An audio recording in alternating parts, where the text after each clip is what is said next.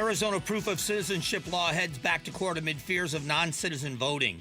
So there's two arguments in this. One of them is, obviously, we should stop people who are not citizens from trying to vote. The other side of that argument, the opposite side of that coin, is that's not even a big issue. Why are you making a big issue about something that's not even happening? Well, it is happening, but it is not changing elections. So then why are you focusing on it? This is why you're called a racist. Well, this is why we fight about the border. There are certain things, whether it's election integrity, which has become a hot button phrase, there are things with election integrity that can and should be done. But when you discuss election integrity, you are all of a sudden categorized as someone that believes the elections were stolen and you're a conspiracy theorist. And that's not the case. We should be making sure the voter rolls are accurate and clean.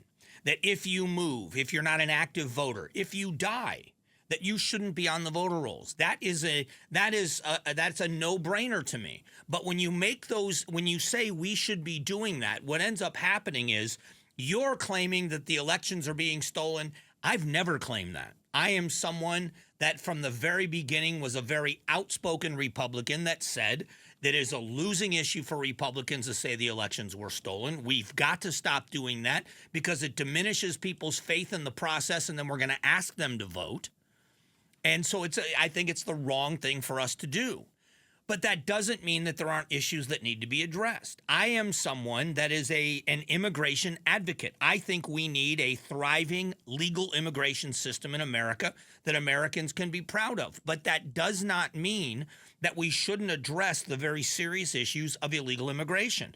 And one of the things we should be demanding is that you cannot vote in this country in any election unless you're a citizen, and you should have to prove it.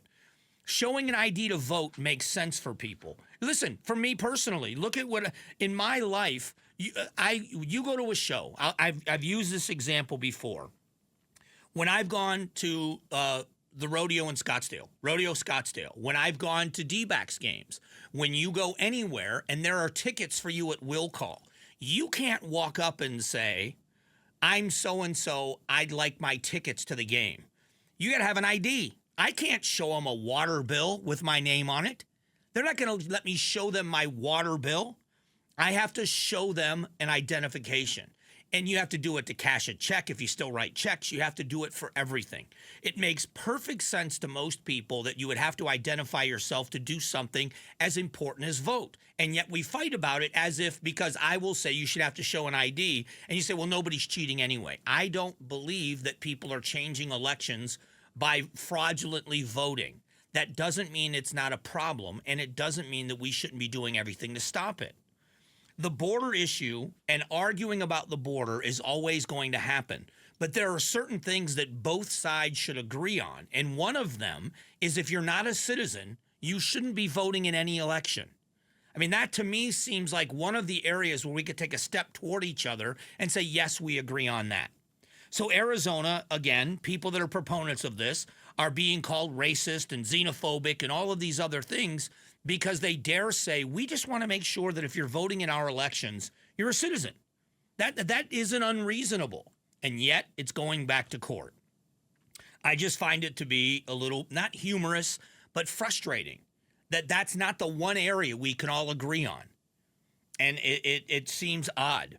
What we're going to do just after 10 o'clock, of course, the big debate happens tonight. We're going to carry it live here on KTAR News. We're going to have a post-debate conversation that I'm going to be a part of. That should be very interesting. We're going to talk about what each of the candidates needs to say and do tonight to be successful, because I do believe that this is going to go a long way toward which candidate wins. Getting information, I think, is still going to be a huge part of this. Getting accurate information about those candidates, where they stand on issues, the importance of issues, and how those issues will be addressed with their policies as president, and how they work with the Congress to get things done. Thanks for watching the Mike Broomhead Show. Catch up on Amazing Arizonans, a KTAR News podcast, and click the button in the middle to subscribe.